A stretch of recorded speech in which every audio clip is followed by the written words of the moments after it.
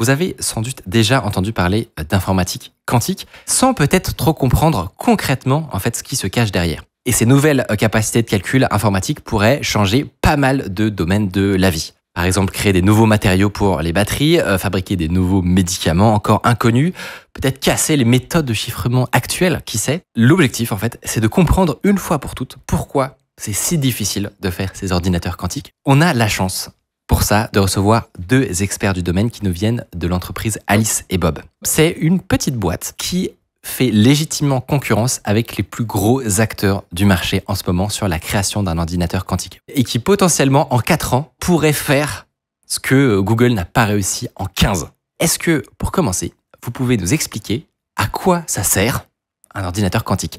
Donc le but d'un ordinateur quantique, c'est de faire certains calculs en quelques heures ou quelques jours qui prendraient éventuellement des dizaines de milliers d'années ou des millions d'années ou même des milliards d'années sur des ordinateurs classiques. Donc ça, c'est vraiment le terme qu'on utilise. Ordinateur classique, c'est tout ce qu'on a, nos smartphones, nos tablettes, les centres de calcul. On appelle ça des ordinateurs classiques. En fait, le but, c'est vraiment de ramener certains calculs qui sont complètement intractables aujourd'hui dans la sphère des calculs possibles. Tu vois, genre, si tu veux simuler une molécule, grosso modo, à chaque fois que tu rajoutes un atome à cette molécule, tu vas doubler le temps de simulation par 2. Et donc, c'est exponentiel et très vite, tu ne peux plus du tout calculer les propriétés de ta molécule.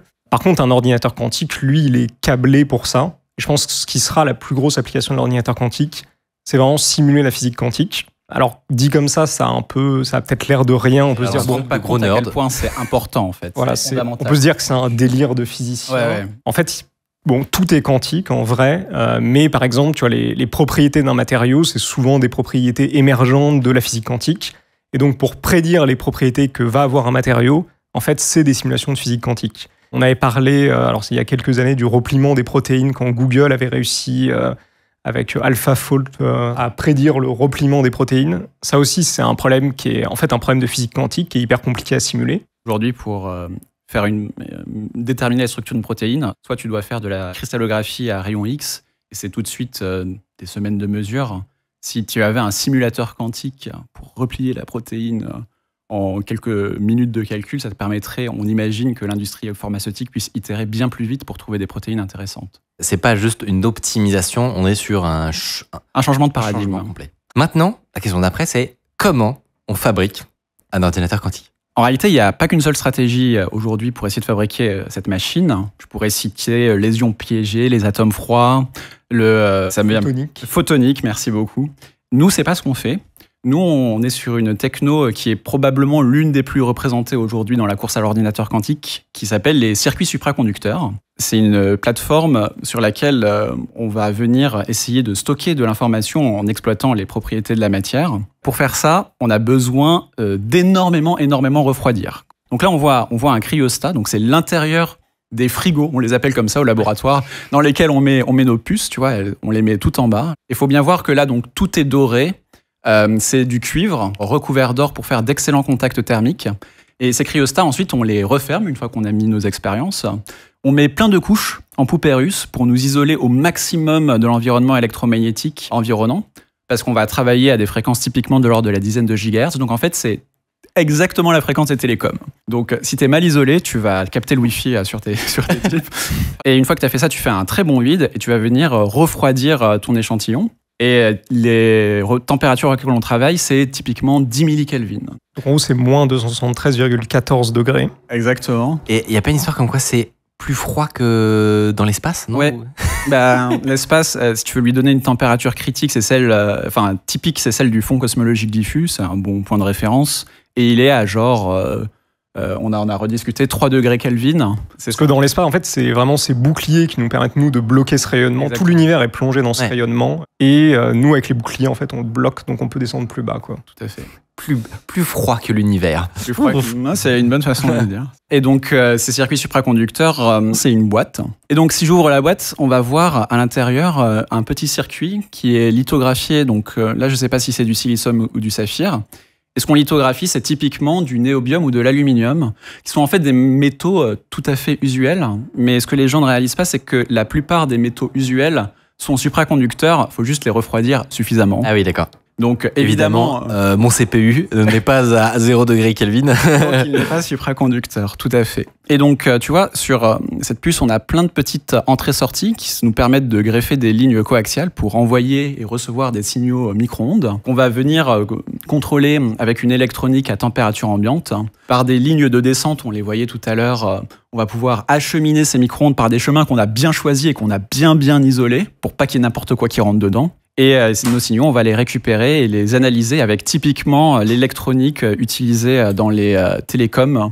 Et alors, est-ce que ça, du coup, on peut appeler ça un ordinateur quantique? Non, c'est un peu ambitieux celui-là, il est un peu petit. C'est un prototype, mais du coup, tu vois, le petit carré argenté que Ulysse montrait, c'est vraiment ça le processeur, quoi. Donc c'est 1 cm par 1 cm, et du coup, dans ce processeur, il y a les fameux qubits, donc pour quantum bit en anglais. Dans un ordinateur, si on zoom, c'est des 0 et des 1. En informatique quantique, on utilise donc des qubits, donc c'est ça qui retiennent l'information quantique, et ils peuvent être dans 0, dans 1, ou dans une superposition des deux.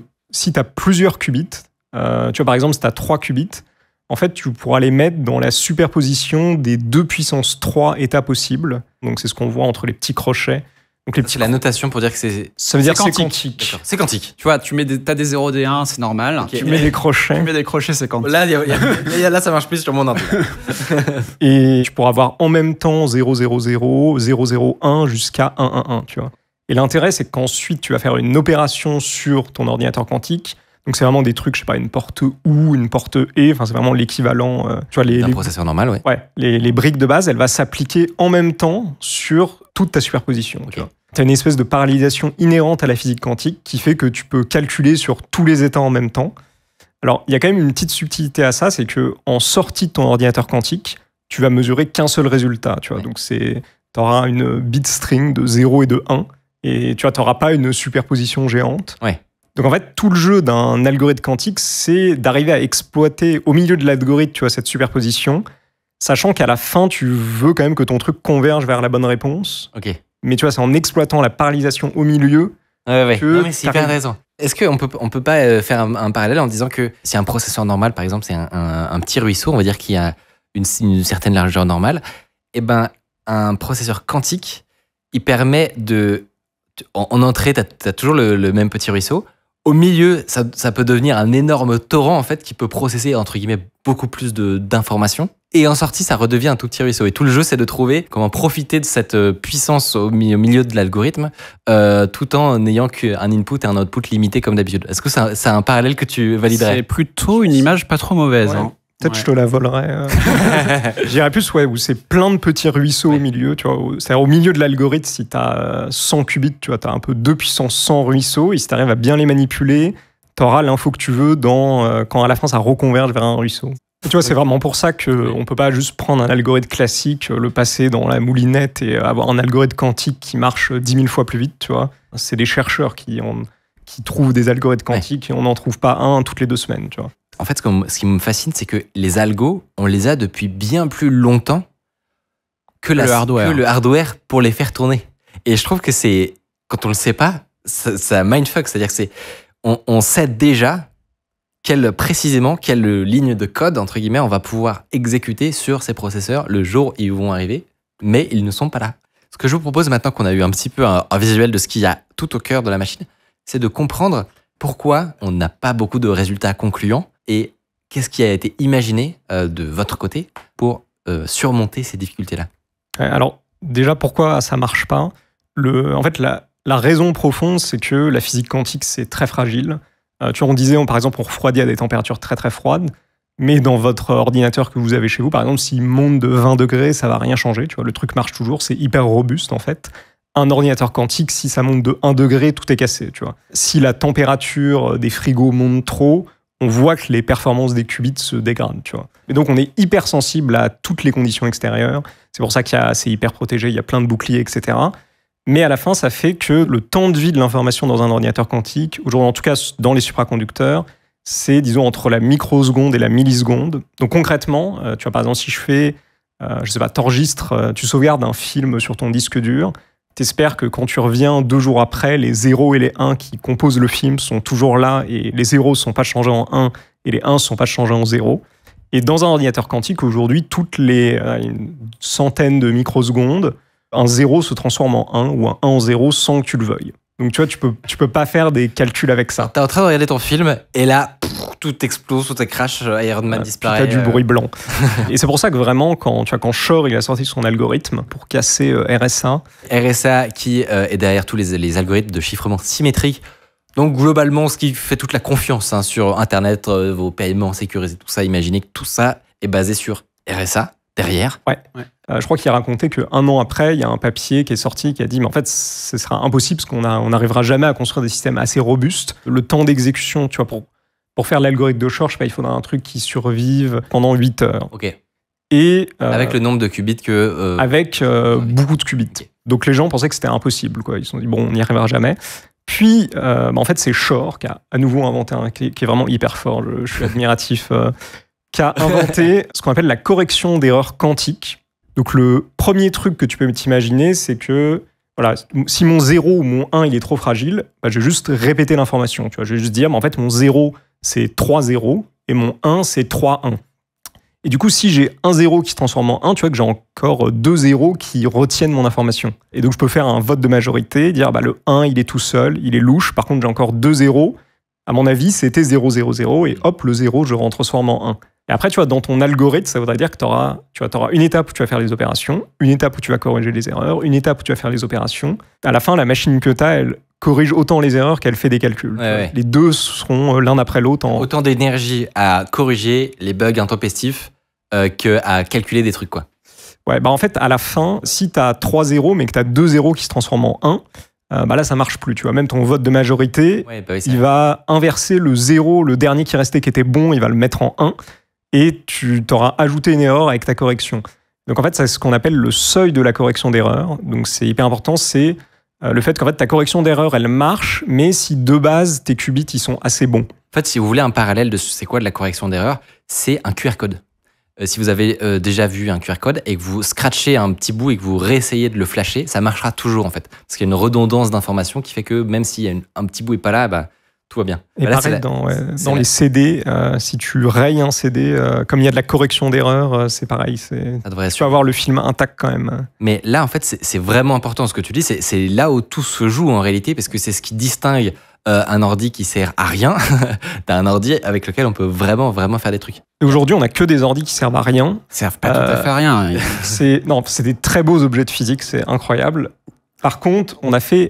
en fait, c'est Google qui a fait un calcul plus rapidement sur un ordinateur quantique. Enfin, ils ont estimé qu'il leur aurait fallu 10 000 ans sur un ordinateur classique. Mais en tout cas, voilà, ils ont appelé ça la suprématie quantique. Mais en fait, le calcul était était choisi spécifiquement. Tu vois, c'était le seul calcul à peu près qu'ils pouvaient faire, qui marchait, et c'est pas du tout un calcul utile. Tu vois. Et pour faire vraiment un calcul utile, le problème aujourd'hui, c'est vraiment que comme il y a beaucoup de bruit, il y a beaucoup d'erreurs, il faut beaucoup de redondance. Et donc, à la fin, des chercheurs toujours de chez Google ont estimé que pour faire tourner l'algorithme de Shor, il faudrait 20 millions de qubits. Et pour donner un ordre de grandeur, le record aujourd'hui, Google en a 70, IBM, ils en ont 400 à peu près. Il y a une entreprise qui a annoncé qu'ils en avaient 1000. On est très très loin du compte. Effectivement, c'était un des rares moments où le grand public a entendu parler du quantique à nouveau. C'est bon, Google a atteint la suprématie quantique. Suprématie quantique qui est censé être le point d'inflexion où on a prouvé qu'on savait faire un truc mieux avec un ordi quantique qu'avec un algorithme, enfin un CPU normal. Et en fait, comme tu dis, bon, l'algo, il sert à rien là. A priori, personne n'en a entendu parler à nouveau. Et vous n'êtes pas parti sur la même stratégie. C'est ce que j'ai compris. On pourrait se dire, si Google le fait, a priori, c'est qu'ils ont des bonnes raisons d'être sur cette voie-là. Pourquoi vous ne faites pas comme Google et à quoi ressemble votre solution? Donc, l'idée de Google et IBM, ils utilisent la même techno qu'on appelle les transmons pour ceux qui voudront creuser.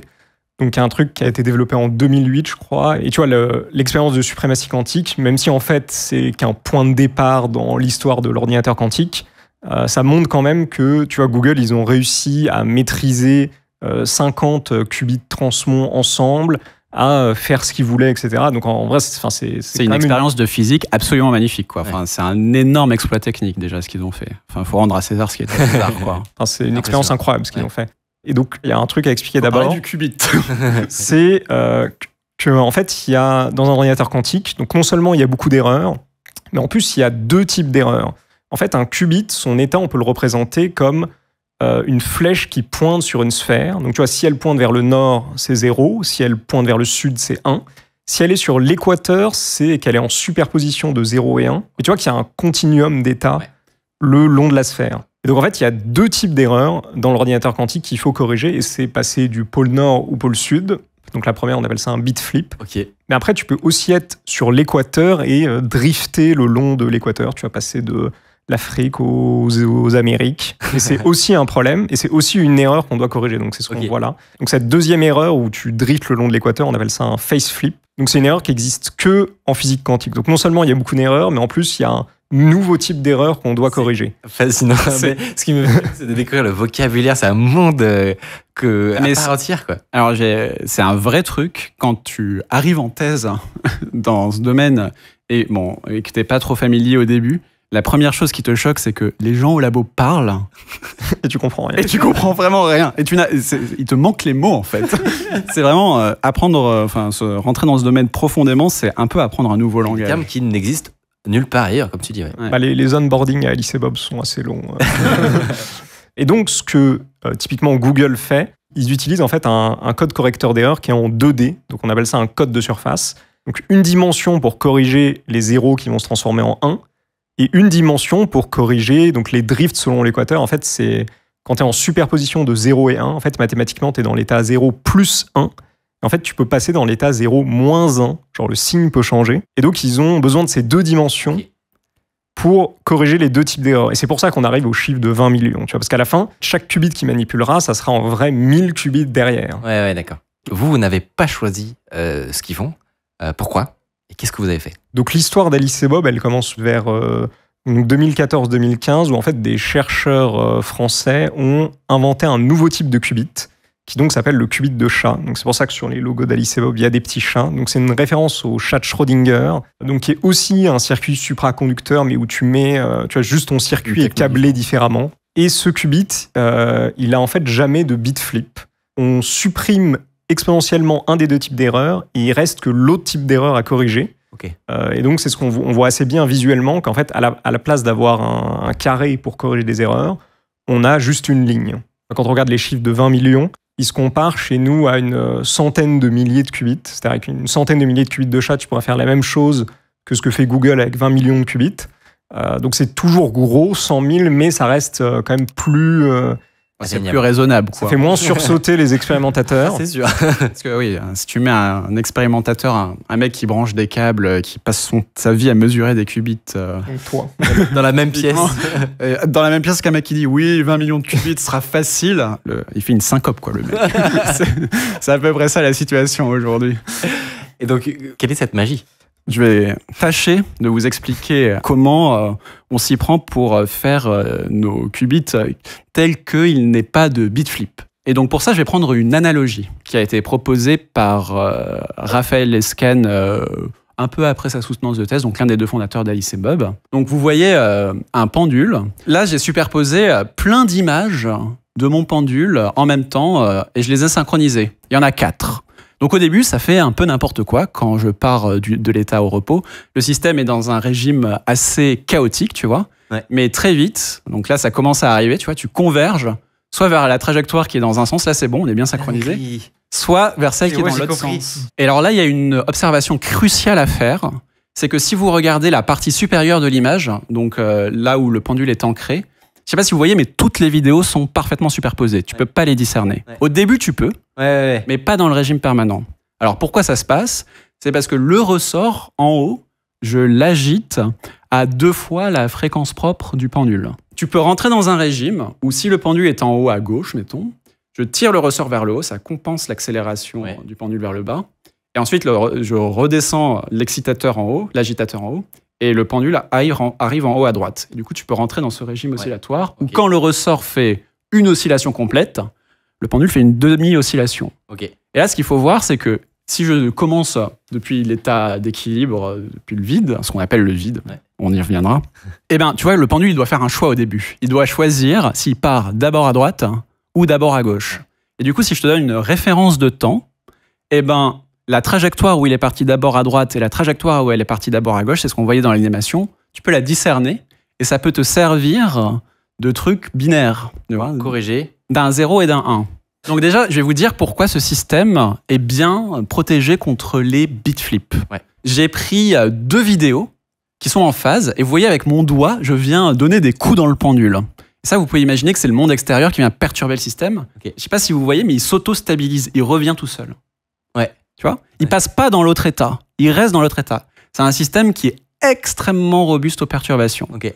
Donc ça en fait un bon candidat pour être un bit. Je vais faire un tout petit détour, mais je pense que ça vaut le coup. Pour l'informatique classique, vous voulez pas que vos ordinateurs aient des erreurs. Et donc, ce que ça veut dire, c'est que le monde extérieur, j'en sais rien, l'électricité statique, les rayons cosmiques, ce que vous voulez, est transformé en 0 ou en 1. Et ça, vous pouvez imaginer que c'est une porte non conditionnelle à quelque chose d'extérieur. Ouais. Eh bien, en informatique quantique, il y a un truc qui s'appelle la mesure, qui a le mauvais goût de projeter les états. Et en fait, pendant le calcul, tu ne veux pas que ton système puisse faire fuir de l'information vers l'environnement. Et il se trouve que, étant donné la façon dont nos circuits sont designés, le seul endroit où il y a un vrai gros point de fuite, si je le montre sur le pendule, c'est ici. Ok. Si tu regardes que ce truc, que je te cache le reste, Ouais. tu ne peux pas savoir si le système il est dans 0 ou dans 1. Et ça veut dire que... Alors, bon, évidemment, ce serait plus dur que ça, mais si je prends ce pendule et que je le refroidis très très froid, bien plus froid que l'énergie typique d'excitation de ce pendule, et que je l'agitais avec des états cohérents, enfin, bref, sur le principe, on pourrait imaginer le mettre dans une superposition cohérente s'il n'y avait pas du tout de frottement à cet endroit et qu'il y reste. Et en fait, c'est exactement ce qu'on fait dans nos circuits. Seulement, ce pendule, dans nos circuits, c'est évidemment pas un pendule, c'est en réalité le champ électromagnétique autour d'un petit résonateur. Tu peux y penser comme une petite boîte dans laquelle on met des photons, parce qu'au fond, ce avec quoi on travaille, c'est de la lumière, c'est des modes bosoniques. Et le champ électromagnétique dans ces boîtes, la façon dont elle oscille, c'est soit avec une phase nulle par rapport à ce qu'on appelle le drive, soit avec une phase de pi, et du coup, ça nous sert de 0 et de 1. Et du coup, ce qui fait que c'est à peu près équivalent avec cette Exactement. trajectoire en arc de cercle de ce truc. Tout à fait. Je vais essayer de résumer ce que tu viens de dire. Tu me dis si je n'ai rien compris. Il y a quelque chose dans la physique quantique qui est hyper perturbant quand on découvre le concept de base, qui est que la personne qui constate quelque chose, qui vient faire une mesure, peut avoir une action sur le système qu'elle mesure. Si tu mesures la vitesse d'un ballon de foot, ça va pas changer sa vitesse juste parce que tu as pris une caméra et tu as filmé sa vitesse. Alors qu'en physique quantique, si, quoi. Et donc, c'est pour ça que ce que tu expliquais, c'est qu'ici, il y a un système qui permet de faire cette synchronisation, entre guillemets. Stabilisation. Stabilisation. Et pour autant, quand tu regardes l'endroit que tu as pointé, là, quand tu regardes le milieu, on ne peut pas savoir dans quel état il est juste en regardant cet endroit. Et donc, tu peux pas niquer le calcul. Tout à fait. Est-ce qu'on ferait pas cette démo ? Alors là, c'est le moment du roulement de tambour. Ouais, déjà, le truc est sous tension. Alors, si j'appuie là, normalement, ça va démarre. exploser. Oh. Ok, donc là, je commente ce qui se passe en temps réel. Donc là, tu vois, on est en train de partir du vide et progressivement, on est en train d'injecter de l'énergie dans le pendule. Ok. Le pendule est à résonance, ça amplifie. Et donc là, on va atteindre un régime stationnaire. Alors, ça bouge un peu. En fait, le problème de cette démonstration, c'est que c'est beaucoup plus parlant de la voir en vidéo. Mais tu vois, le mouvement est symétrique que le pendule fasse gauche-droite ou droite-gauche. Ouais. Et du coup, ça marche. Et tu peux voir aussi que cette l'avantage partie de la vidéo, c'est que tu peux superposer des... Exactement. C'est vraiment là que tu vois que le truc marche. Tout à fait. Je peux donner des pichenettes ou pas ? Tu peux donner des pichenettes, tout à fait. Ah, c'est bon, il est resté du même côté. Là. Il me semble bien que tout s'est bien passé. Du coup, il faut avoir l'œil, mais là... Ouais. Parce qu'un autre truc, c'est que c'est très dur de se rendre compte si tu as vu un beat flip ou pas. Il faut vraiment la vidéo en replay. Qui n'a pas vu un beat flip, pardon, mais on dirait un move de skateboard. Non, mais incroyable. Est-ce que pourtant, vous êtes les seuls à travailler, à mettre en place ce système-là ? Donc, on fait des qubits de chat. Donc, ça, c'est l'image qu'on vient de flasher. Et la façon dont on les fait, c'est une stabilisation dissipative. On est un peu les seuls à les faire, mais on n'est pas les seuls à travailler avec des qubits de chat. Il y a d'autres façons de les faire. Il y a quand même Amazon qui fait pareil. Mais... c'est pareil. Mais du coup, en fait, c'est un peu les derniers à s'être lancés. Enfin, Google et IBM, ils sont lancés depuis 10 ans à peu près, même un peu plus maintenant. Microsoft aussi, ils sont lancés depuis assez longtemps. Et Amazon, bon, ils ne s'étaient pas lancés. Juste à un moment, ils ont annoncé qu'on va travailler sur ordinateur quantique. Et en fait, ce qu'on a appris après, c'est qu'ils ont recruté plein de chercheurs, donc vraiment des grosses stars aux États-Unis, genre 50 chercheurs hyper connus. Ils les ont fait travailler pendant 1 an pour savoir quelle est la bonne voie pour construire un ordinateur quantique. Et la conclusion, c'est qu'il faut faire comme Alice et Bob. Déjà, en fait, ça fait énormément de pub pour la technologie d'Alice et Bob, et même en termes de validation, tu vois. C'est une très bonne chose en réalité. Quand notre CEO, il va, tu vas présenter à des investisseurs et que tu dis, il y a Amazon qui a validé notre technologie et qui fait pareil, tu vois, ça met un peu en confiance quand même. On a pas mal parlé de projection de ce qui sera possible. Il faut atteindre 100 000 qubits de chat pour résoudre tel ou tel algorithme. Si on devait s'imaginer ce moment-là où justement la barre va être franchie, vous pensez que c'est quand? Pour faire marcher la correction d'erreur. Ah oui, ça c'est beaucoup plus court. C'est, je vois, peut-être l'année prochaine. Ah ouais. Google est bien. Google pas loin, ouais. Ils ont quasiment réussi. En vrai, c'est même dommage pour le... Enfin, même, on sera content que si Alice et Bob y arrivent en premier, pour le champ général, en vrai, ça aurait été cool qu'ils y arrivent. Ou plutôt le mieux, quoi. Mais c'est quand même, le fait de se dire que vous pourriez arriver à faire cette démo-là avant Google, alors que ça fait 15 ans qu'ils sont sur le dos, c'est quand même fou, non? On a eu un beau cours d'informatique quantique grâce à vous deux, donc merci énormément. Si le quantique vous intéresse, mais que vous n'avez pas forcément tout compris de cette discussion, ce qui peut se comprendre, je vous invite fortement à aller voir cette vidéo qu'on avait fait avec Vivien. C'était moins théorique et beaucoup plus pratique, puisqu'il nous avait montré comment écrire du code quantique. Si vous voulez voir à quoi ça ressemble, c'était dans cette vidéo.